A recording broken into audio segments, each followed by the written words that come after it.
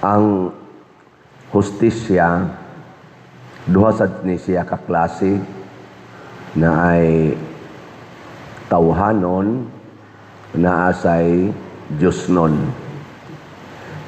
Lingi ako no imong tupad ing na unsa may hustisya nimo,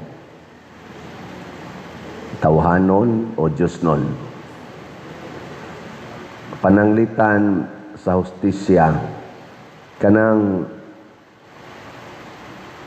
buhatan kag dautan sama ng ilogon ang imong yuta, imong kabahinanan nga yuta ilogon sa imong igsuon kay hakog kayo. Unsa may imong buhaton, ikiha siya o imong ihatag?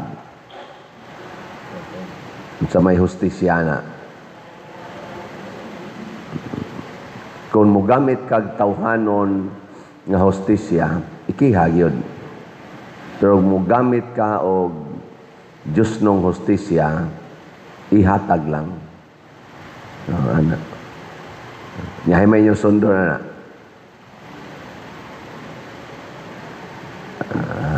Wade mo ayon.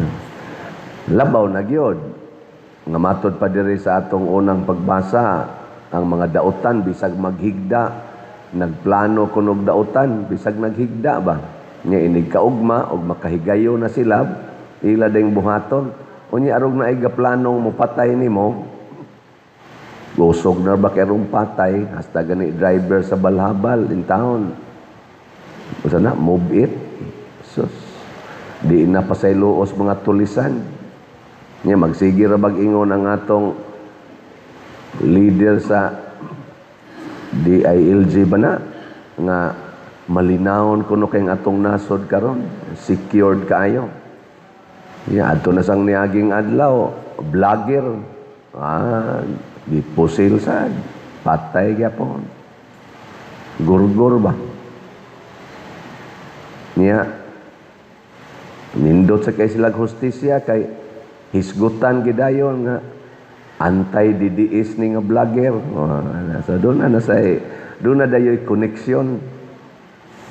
Na karon ang kayumtang na ay tinoyo, na asay dili tinoyo, na ay giplanuhan, na asay wa planuhe kay inig hisgot gani og usa ka hitabo unya adto dayon ipahid sa kontra, kana giplanuhan na bisag naghigda sila ilan ang giplanuhan.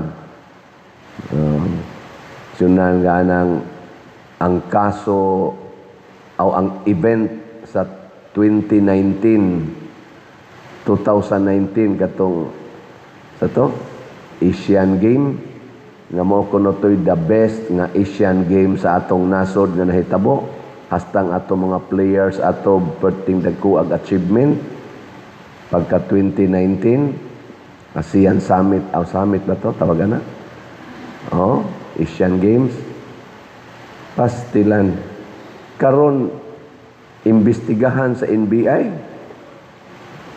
2019 ang NBI nga bag-ong na-appoint karon nga head, imbestigahan niya kay mura kunog nakasensya nga naay corruption.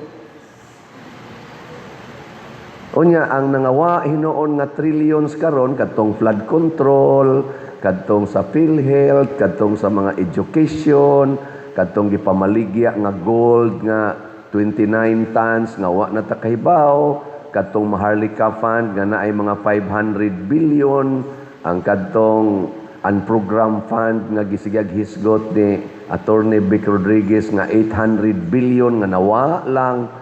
Wa paningkamuti aning atong mga NBI karon nga imbestigahan. Adto sila mo imbestigar atong 2019. Ngano man kay ila na sang ipahid ngadto sa ilang kontras politika.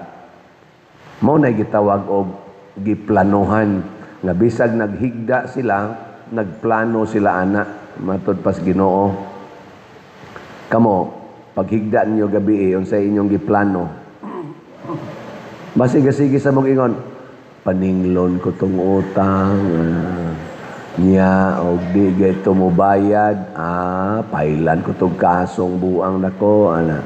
Or ako tong sulungon ang kabit sa kong bana, wagi di batasan ni bayhana, ba ako gitong magplano kag dautan ba sa imong isig ka tao. Tanawa lang ko ng impeachment nila karon, ilang impeachment ba? Gitawag nag-fishing expedition. Niabot na lag unom ka adlaw naman tingali ang hearing, o unom na ka-hearing, o pito na ba na ka-hearing. Wa gyud mapamatud ang ilang unang article nga nag-ingon si Vice President kuno nagkontrata na og assassin para mogorgor sa presidente, sa iyang asawa o sa former speaker. Wa gid na mapamatud kay ang duha ka NBI nga nagunang mga saksi, mamunti lang main nga saksi, witness, magsige lag ingon, wala akong alam diyan. Alam mo na ba kung sino talaga ang assassin, sabi nyo assassin, na kinontrata na ng Vice Presidente? Wala akong alam diyan. Walang alam mo niya. Ilan nang gipailag impeachment niya, wala sila'y alam. Pero unsa may ilang gibuhat karon? Ilang imbestigahan ang salin sa ug ang bank account sa Vice Presidente sugod pa atong 2007 nga Vice Mayor pa siya sa Davao. Ilang imbestigahan hangtod karon 2026. Imagine na may mag-Vice Presidente na siya ato. Ang ilang gi-impeach ang Vice Presidente pero ang iyang pagka-Vice Mayor i-appeal nila. Adto sila mag-investigate atong 2007 unya ang karon hinoong naghitabo karon nga grabe kay corruption karong 2022 hangtod karong 2026 di nila fokusan mo nay gitawag og bisag naghigda sila sige sila hunahuna og dautan batok sa ilang kontra unya nakaingon sila way arang na to i-appeal to nato katong sa una pa. Mao na siya katong gisukmag ni BP Sara katong mayor sa gisukmag niya ang sheriff dito sa ilang lungsod ila na sang i-appeal may gani kay wa gid dayon. Niingon mo sa tong sheriff nga ayaw nang taong kunyog tanduga kay malinaw na kay ko sa ako rong trabaho. Kay nakasabot man sa tong sheriff nagkahiusa naman to sila ni BP Sara. Dugay na silang nagkahiusa. Mao na mga igsoon ang hustisyang tawhanon pirmi ginang pabor sa kaugalingon kanabang kitagyo'y makapabor. Ang hustisya nga Dios nun kanang pirming makapabor ang atong isig katao ug ang Ginoo. Pasabot kun moingon tas atong sabtima ang hustisya magmadaogon kun kita magmapaminaon. Di ka nabios ba kung sulti? Lisod na ba ni yaw-yahon? Ang hostisya magmadaogon kon kita magmapaminaon. Gay ka mo kono ready go. Ang hostisya magmadaogon kon kita magmapaminaon. Katong nakalahos og tabi pwede na mo mga matay. Ang katong dili kalitok pasabot ana wa mo maminaw. Nya gikan ni sa atong main theme nga Santiago Apostol giya sa pagpaminaw alang sa kahiusahan sa simbahan.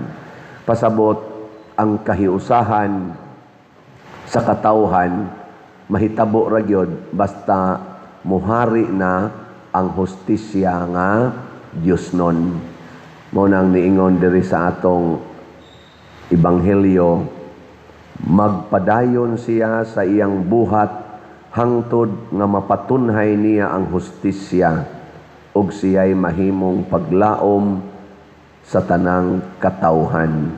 Nga matod pa sa atong tubag sa Salmo, sa atong tubag sa Salmo, O Ginoo, ayaw hikalimti ang kabos. Ang tinuod nga hustisya kana gyung makalipay sa kabos. Nya mapatunhay ra na kon ang Dios nung hustisya maoy gamiton. Tanawa ra gud karon sa atong mga leaders, masimbahan man o maggobyerno, nagpakabana ba dinis Pilipinas ba? Nagpakabana ba sila maayo? Priority ba nila ang hustisya aron malipay ang kabos? O ang hustisya aron malipay ang ilang kaugalingon? Mga igsuon, kining nangawa na tong kwarta, kining pagsigig kinihaay nila, ipapriso ang mga kaatbang nila sa politika, kining pagkontrol sa gahom gikan sa executive ngaris legislative, nga murag ang executive may control na sa legislative, ambot kang judiciary nato wa pa baka makontrol, ilhan o niya na inig chorus matod pas kanta, ilhan na chorus. Kay wa naman, nagkahiusa naman ang lower house, Congress, o ang Senate, nagkahiusa na, generally speaking, ngadto padong sa executive. Ngang executive, sige sad pangkiha. Kinsa tong muatake, ikiha yun. Ito aman nila ang pagkiha, ito aman nila ang pag-execute. Pusas dayon, pusas dayon. Gamiton yung gahom ba? Pusas, pusas. Kani mauna ni siya ang tawhanon nga hustisya. Pero ang Ginoo nag-ingon sa diay sa tigisultis Ginoo sa unang pagbasa. Sa tiyang gingon. Ingon siya diri, alaot kadtong mga tao nga bisag naghigda, naglaraw dautan. Alaot ko no to. Nganong alaot man? Kay sa ila niyang buhaton, sakmito nila ang mga uma nga ilang magustuhan, ingon man ang mga balay ug ang mga kabtangan. O mao man nahitabo karon nga kabtangan hastang flood control budget na mga kuha na. Busa nag-ingon ang Ginoo, batok kaninyo may gilaraw na akong dautan nga dili gayod ninyo kalikayan. Lingian na sa imong tupad ing na naglaraw baka pagpalit og raffle ticket ing na kuno ing na naglaraw ka nga mopalit kag raffle ticket karon naglaraw congratulations ang ato ra bang gidamgo dinis atong parokya nga mahuman og mabayran gyud ang atong bell tower. Hapit na ra ba kay nitingog na karon ato nang patingogon karong karong adlaw. Atong paningkamutan nga mutingog na inig-abot ni Archbishop Abit Oy unyang hapon. Atong bagtingag maayo kay mao pa nay pagsugod niya tingog anang kampana. Haron mahibaw ang atong mga kaigsuonan nga nung nibagting man ani abot ta des Archbishop mo na kano mga sakristan ato na ni sila didtong pa standbayon sa bell tower sugod ikaudto hangtod na gyud magduka sila dito kay inig abot na gyud sa atong arsobispo ug moabot og 5:45 gika alas 12 magatang na sila dito nya ika 5:45 PM moabot tayo bagting din na sila. Tan makaingon sila pader murag inhustisya naman na pader. No? Atong soyag bagting. Ya tanawa di ang atong gibutangan sa Adoration Chapel tanawa. Lingi ba? Di mo sad mumulingi. Na tanawa ko. Oh, hawa na. Pasabot na blessingan na. Kita na mo diya sa Lord. Oh, Jesus. Naay daghang mga tao nga way mga tug in taon diha. Ang atong kontraktor way mga tug hanggap sa abog, hanggap sa baho aron lang gyud mahuman. Praise the Lord, 98% na nga nahuman. Okay. Pero bayronon ba na? Kusgon ko gini ba? Kusgon ko gini. Bayronon na siya. Oh. Nya human ana isunod ay nila ang atong CR malapasan tingalita sa atong pista pero ay mo kabalakan moabot na gyung panahon di pa mo mga matay makagamit na ta sa atong CR diha public CR nga nindot sa nya diha sa atubangan mga August mahurot na maupos na ng mga haligi diha. Basin pag mga labing dugay diha, mga 2 years, labing dugay, mabutang na tong mga ribolto.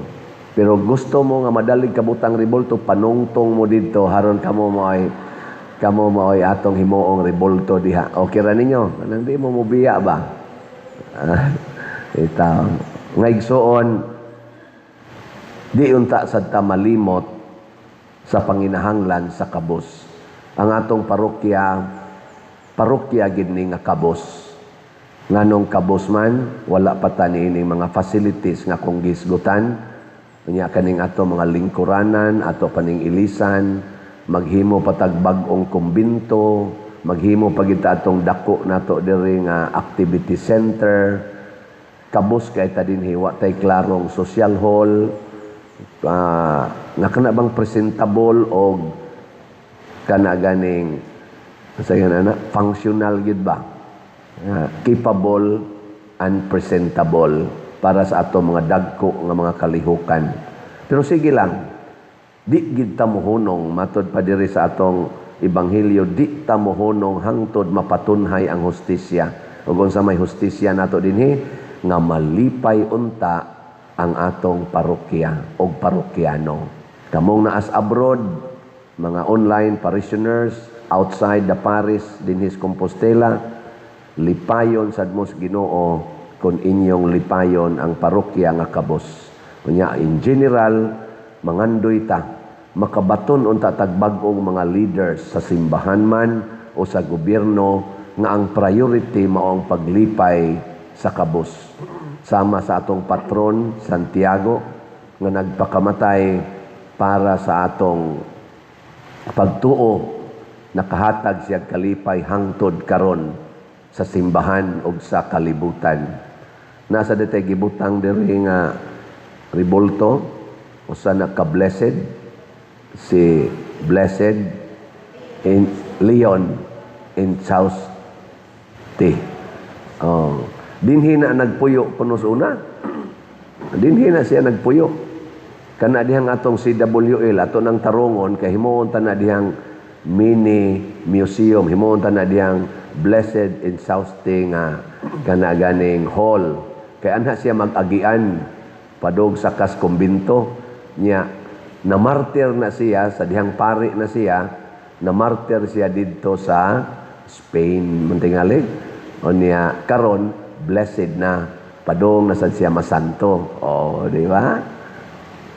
Di mo malipay. Tungod na Santiago. Niya kana foreigner na, Spaniard na. Niya lingay mong tupad ina gusto sad kang mamartir. Simple ra kayo. Unsa man? Palit mo raffle ticket nga kanang inighuman nimong palit wan agyog kay kanunon. Kanang maighuman nimong palit makaingon ka wa na koy pagkaon ug mahimo man wa na koy kahigdaan kay gibaligya nimong imong balay og yuta para lang ipalit og raffle ticket. Mo na nay gitawag og the highest form of justice. Nga matod pa ni Hesus, kana bang biyaan nimo ang tanan tungod og alang kanako.